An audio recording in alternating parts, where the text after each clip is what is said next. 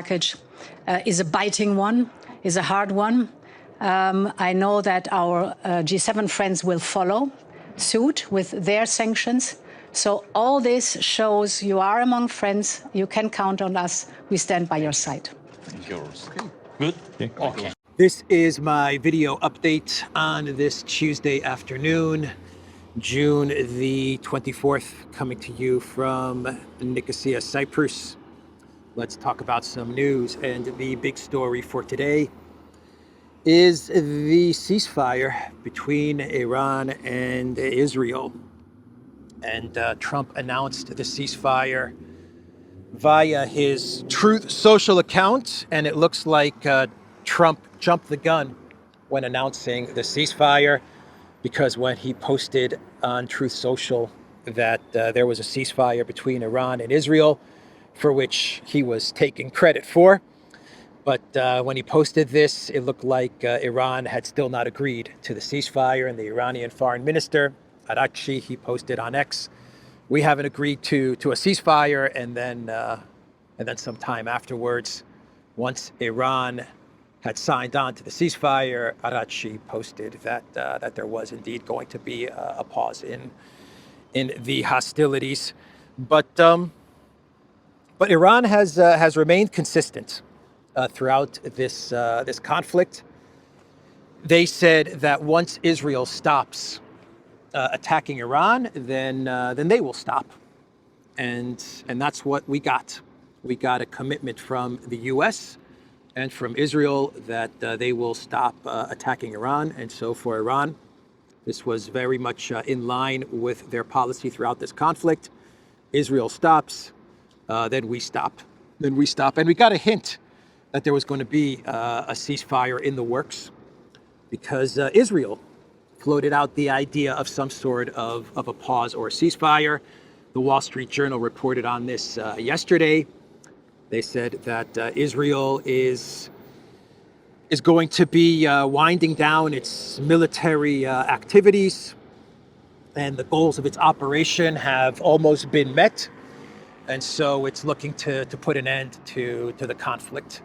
The Wall Street Journal didn't outline what those goals were exactly, but that was the message we got from the Wall Street Journal yesterday. So it was actually Israel that made the first move in getting the ceasefire ball started. And the reason for this, I think, is pretty clear. The reason that the United States and Israel started to talk about a ceasefire, as reported by the Wall Street Journal, is because it became clear that in a war of attrition, Israel was not going to win.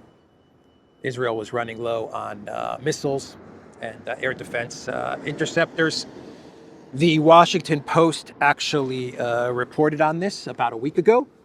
The Washington Post said from last week, they said in 10 to 12 days, Israel's going to run out of missiles and air defense interceptors. That was last week. And so we're approaching that Washington Post 10 to 12 day mark. And so it looks like the United States and Israel said war of attrition.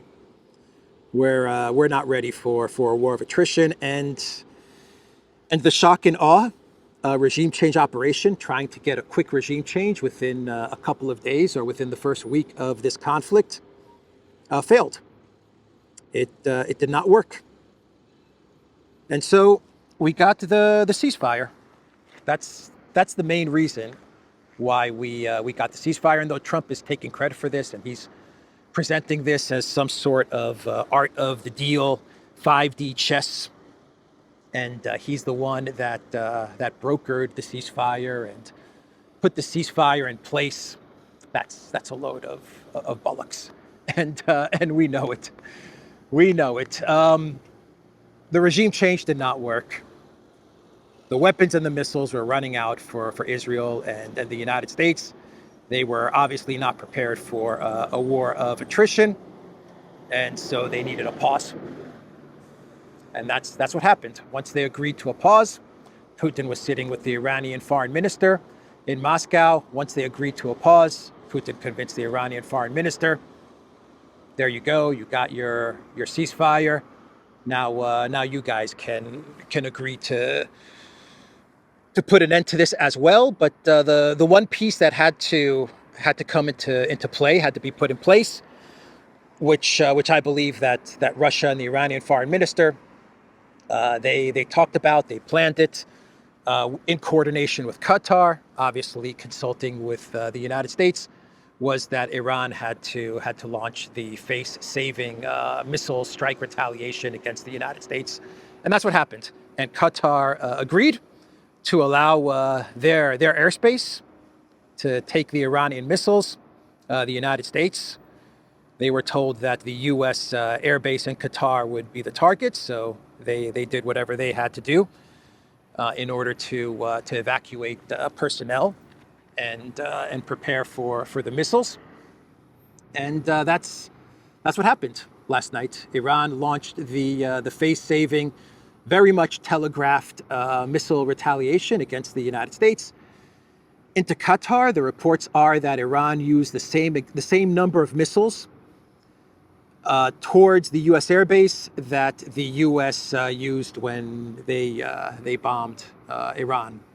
So it was a symmetrical retaliation from Iran. Everything was telegraphed. Everything was known ahead of time. And once that retaliation was complete, and once the Trump administration agreed that there was going to be no U.S.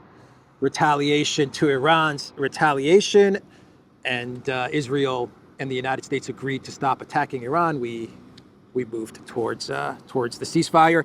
And Qatar got rewarded with the go-between award. They got the go-between award in all of this, the mediator award in all of this. They said, okay, we'll absorb the missiles.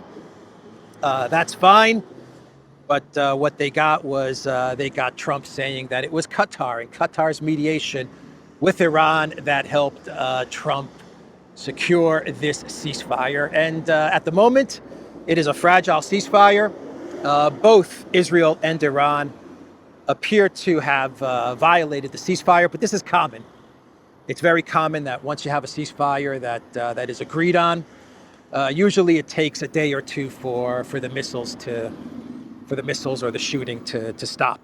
So give it another day or two to see if this ceasefire holds. So let's do a recap as to what got us to the very fragile ceasefire that we now kind of have in place. The regime change failed. The Iranian government did not collapse from the U.S.-Israel shock and awe operation. Things then moved to a type of war of attrition, which Israel was not going to win. And even the Iron Dome did not perform as it was hyped up to perform. I wonder how that's going to affect Trump's, what did he call it? The Golden Dome that he wants to build, that he says is modeled after the Iron Dome. I wonder if the poor performance from the Iron Dome is going to affect his plans for a Golden Dome.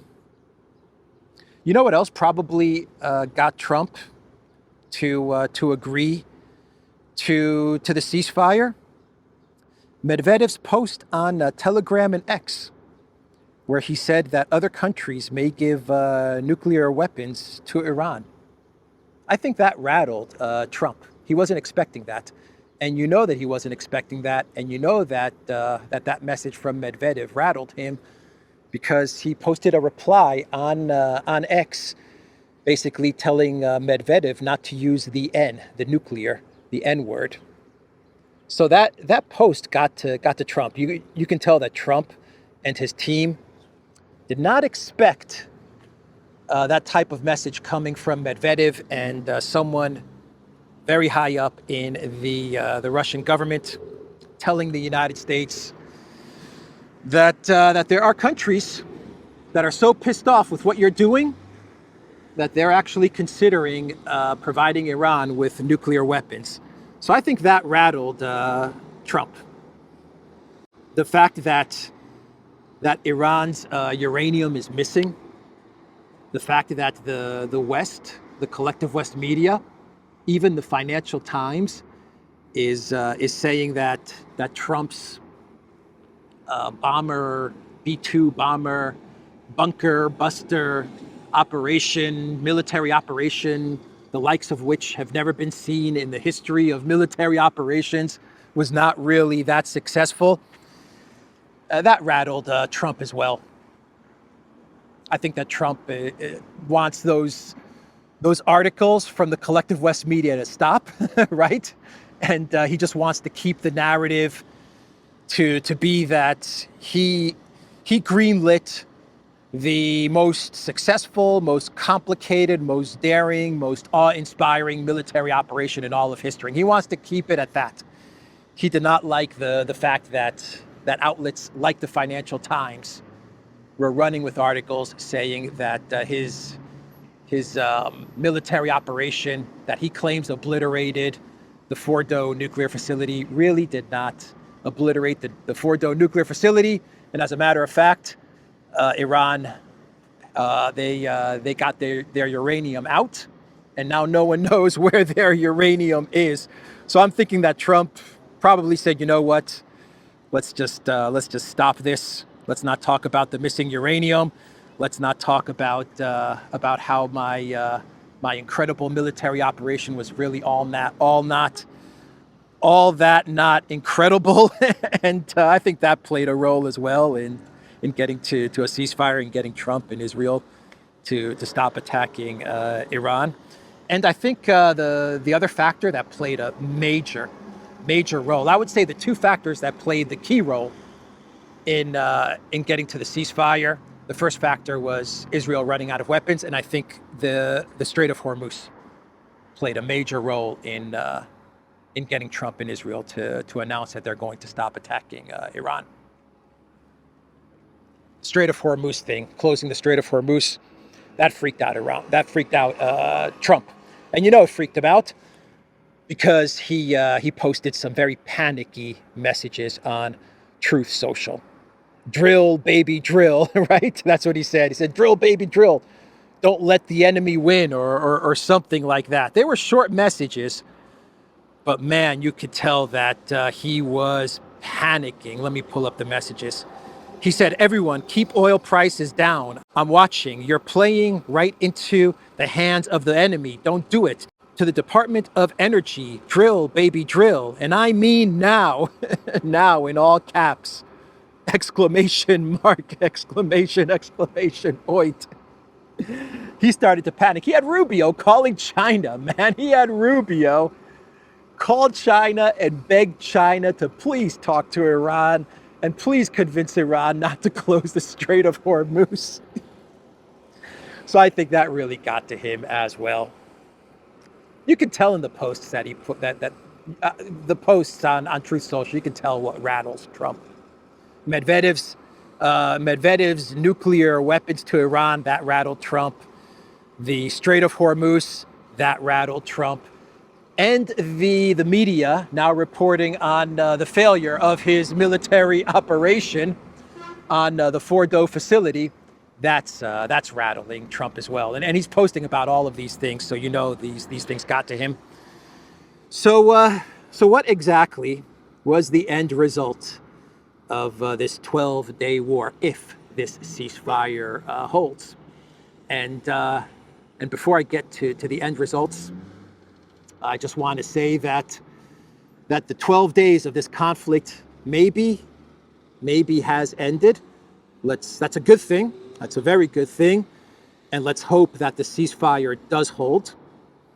But the regime change operation has not ended. And the one thing that the U.S. is going to do, that I believe they're going to do, is they're going to now move to the covert operations to try and sow discord and discontent and division inside of Iran in order to try and get a regime change.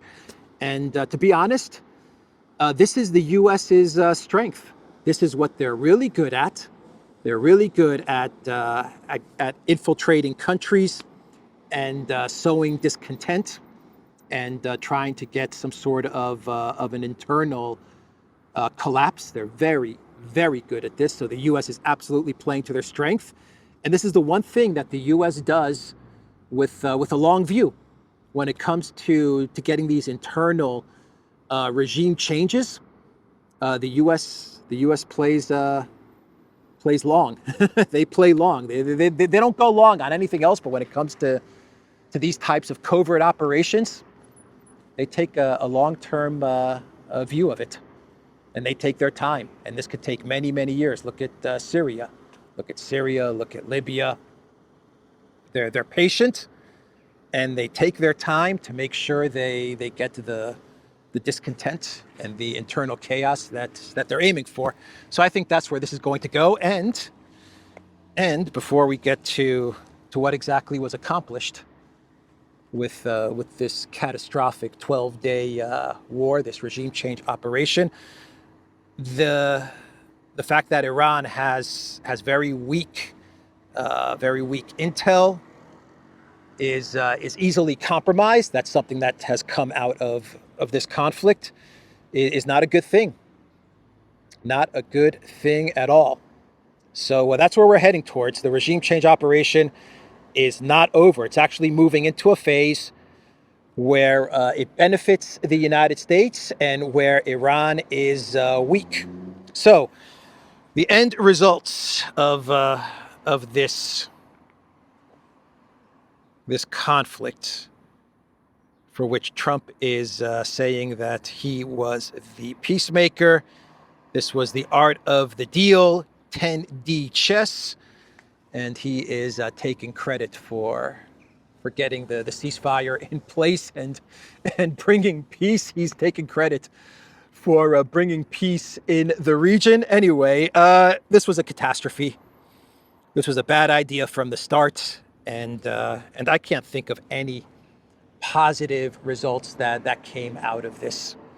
I actually made a list of all the bad things that came out of this regime change operation, and that's what it was. This was not about Iran not getting nuclear weapons. This was a shock and awe regime change operation.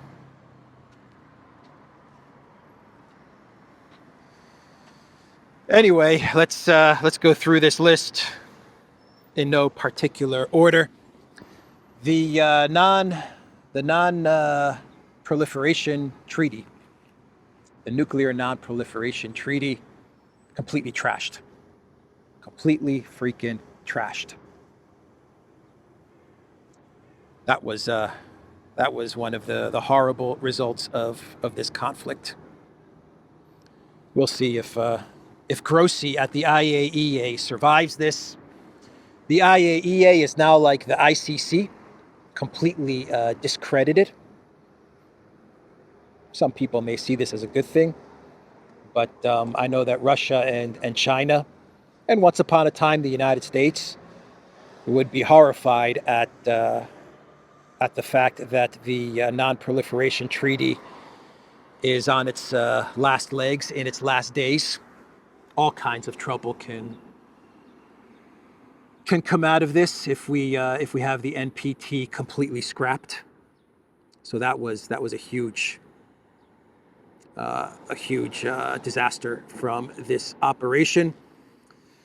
Trump used deceptive tactics in this 12-day war, and this has damaged his reputation, which was, for some countries, even Russia, some countries did view Trump as a businessman, straight shooter, a transactional businessman, straight shooter.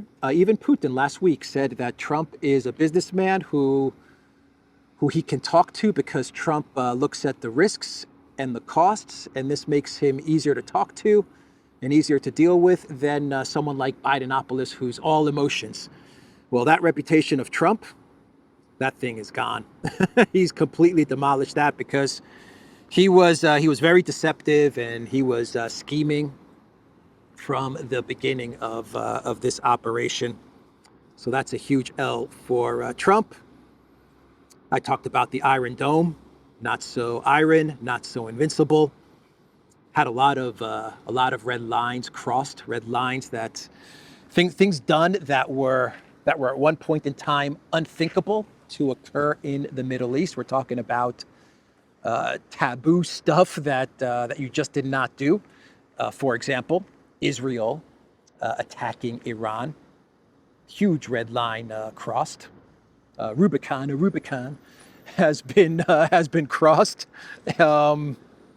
Iran striking Israel, red line crossed.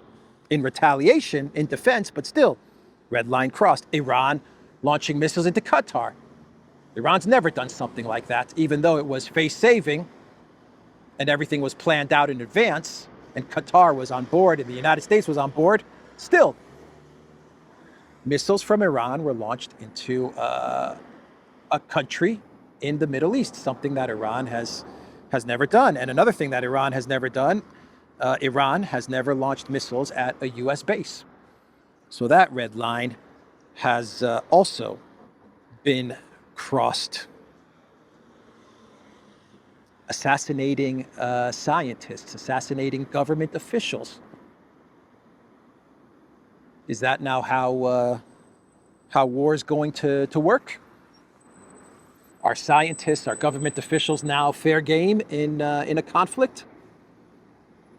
That didn't used to be the case, but now it looks like that is the case. And not only scientists, the families of these people. I'm sure everyone has listened to or read the Washington Post report on if this is true, if this is an authentic audio recording. It's coming from the Washington Post, where they have a recording of an Israeli official or intel official speaking to an Iranian military official. And basically, he is threatening the Iranian official, not only with his death, but also the death of his family, of his wife and his children, if you are to believe the Washington Post audio recording. So that's another huge red line that was crossed in this conflict. Openly calling for the regime change and death of a country's leader, of a country's spiritual leader. Trump posting on Truth Social about regime change, openly posting regime change. The President of the United States openly talking about regime change, talking about assassinating the supreme leader of Iran.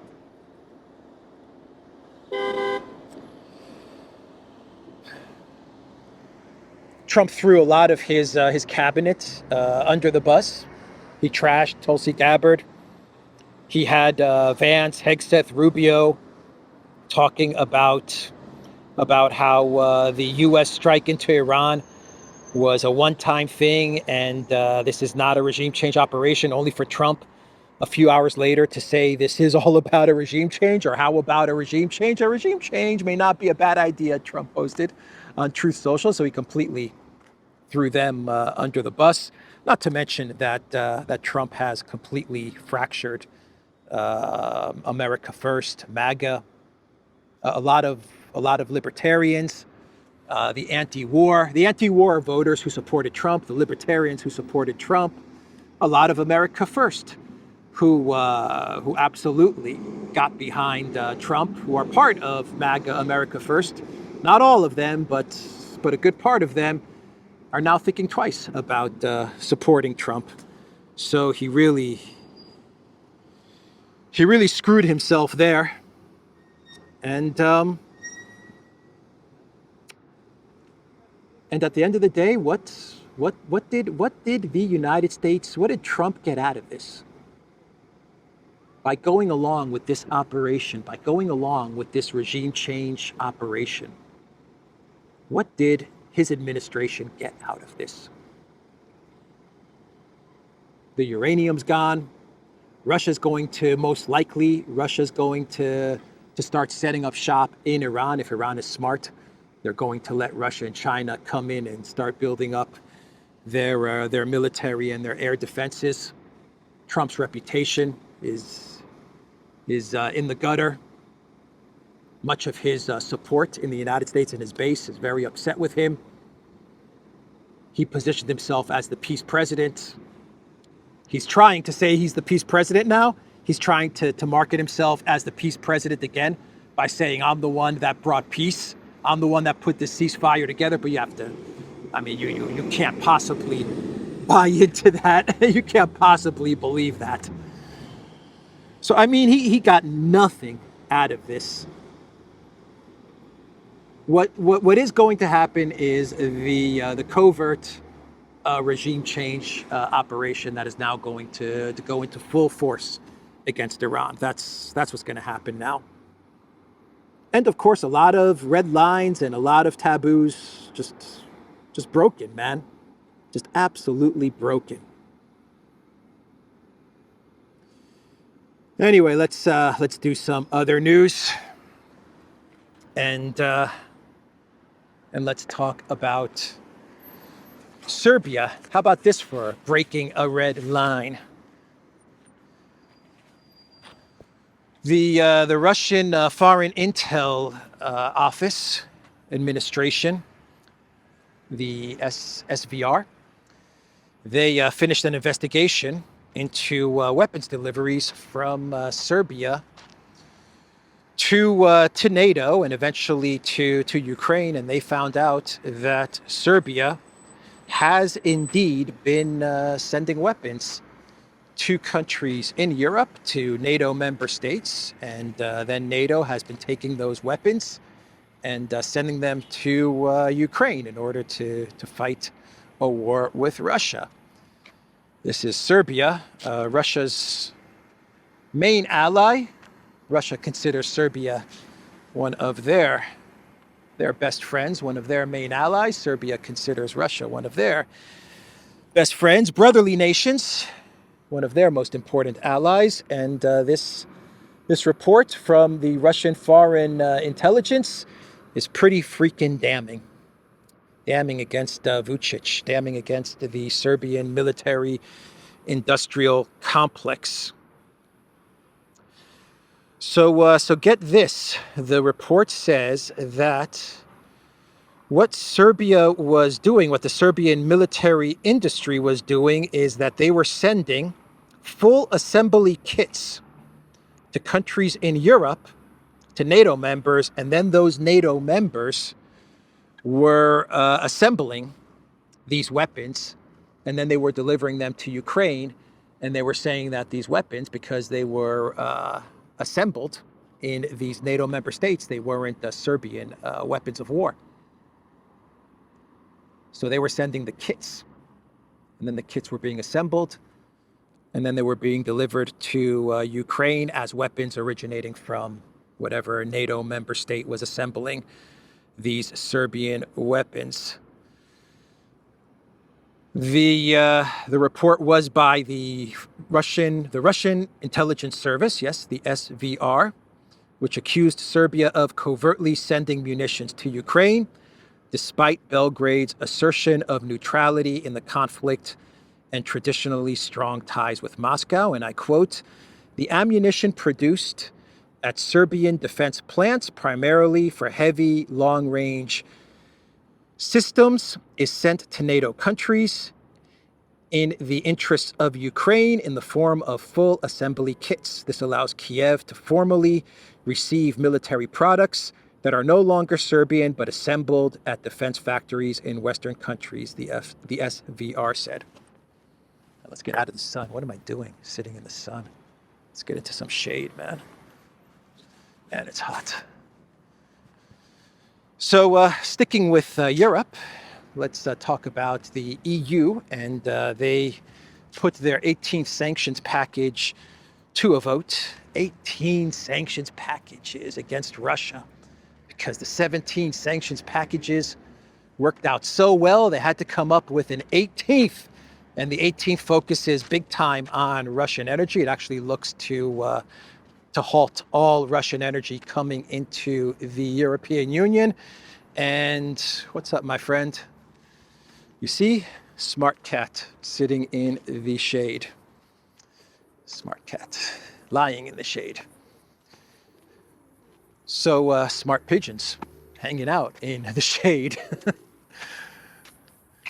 All right, this tree is a good tree to finish off my video under. So Hungary and Slovakia, how you doing?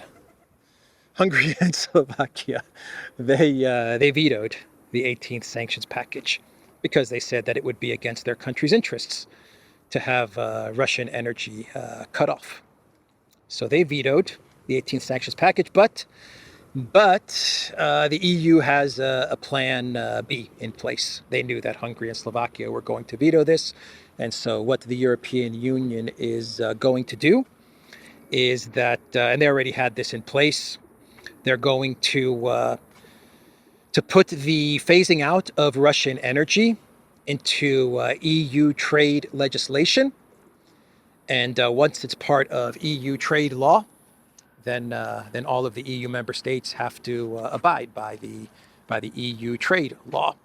And the thing about putting something like this in EU trade legislation is that it does not need unanimity. It does not need all of the member states to vote for it. It only needs 15 of the 27 countries to vote yes to phasing out Russian energy being put into EU trade legislation. If 15 of the 27 countries vote yes to this and it becomes part of EU trade law, then that's it. It's part of EU trade law, and Hungary and Slovakia, they're in trouble, man. So that's the EU's plan B.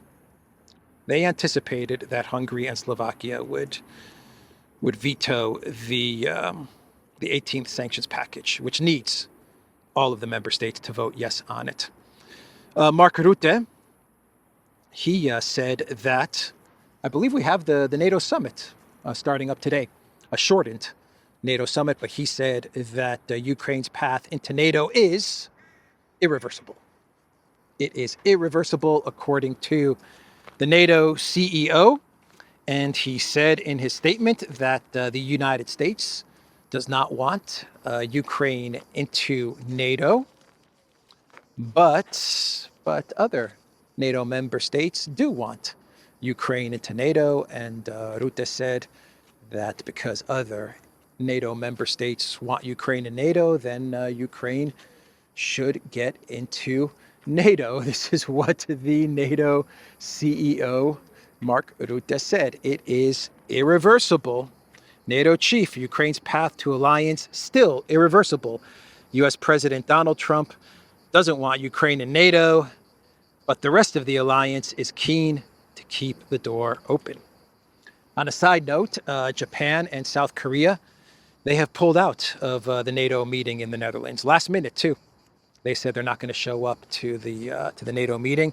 And the reason is because of, at least this is what many analysts are saying, the reason for them pulling out of the NATO meeting is because of Trump's actions over the past couple of days with regard to the conflict against Iran and hitting nuclear facilities. Japan and China said, no thanks, we're not going to participate in the NATO summit in the Netherlands. You see the harmony in Cyprus between animals? The cat chilling out with the pigeons. Right? That's animal harmony in Nicosia. Anyway, yeah, you know, Ukraine and NATO, Project Ukraine for NATO is a good revenue stream. So if you're CEO Mark Rutte, why would you want to give up the revenue stream of Project Ukraine, even if the U.S., even if Trump is not an approval, you still keep the revenue stream active. It's bringing in money, and you probably take the approach of let's wait Trump out.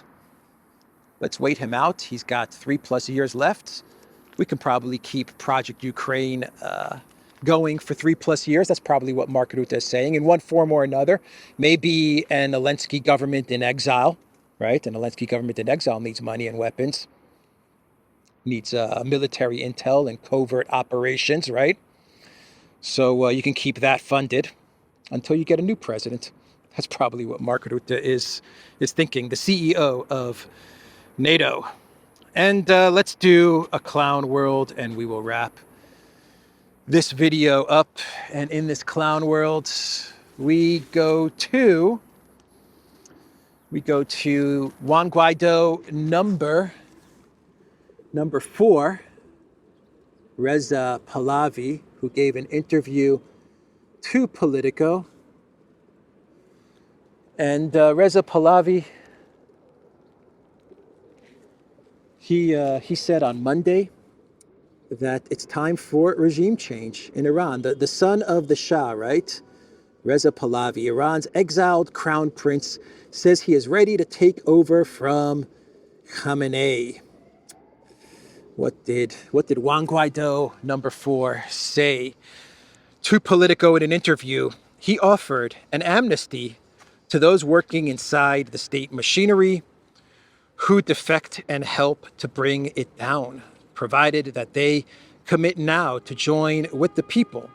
A new secure platform is being set up for the dissidents and internal opponents to coordinate their efforts to overthrow the dictatorship and help bring about a free and democratic society, he said. I am here today to submit myself to my compatriots to lead them down this road of peace, Pahlavi said at a press conference earlier on Monday. We are proud, ancient, and resilient people. This is our moment. I am with you. Let us build this new Iran together. Juan Guaido number 4. A new face for the Clown World of the Year awards, Reza Pahlavi, calling for regime change, talking about a platform being set up, huh? They're setting up a platform for his eventual return as the king of Iran. All right, that is the video, theduran.locals.com. We are on Rumble, Odyssey, BitChute, Telegram, Rockfin, and X. Go to the Duran shop, pick up some merch, like what I'm wearing in this video update. I will see everybody tomorrow. Take care.